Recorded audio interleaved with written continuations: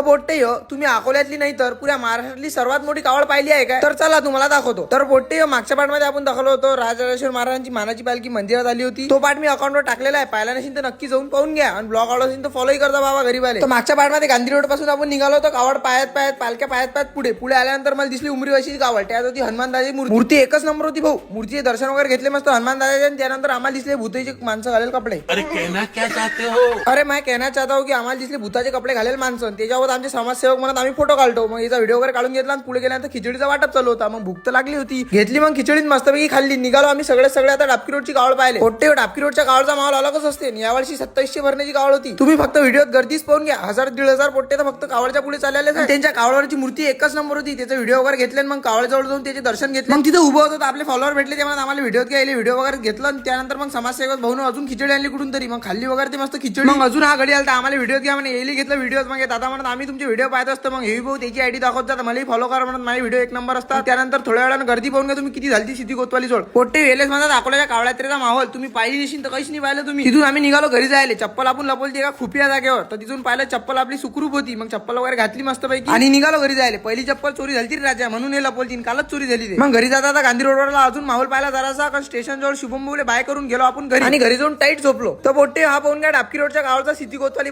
टनचा पुरा व्हिडिओ आणि ब्लॉग आवडला असेल तर फॉलो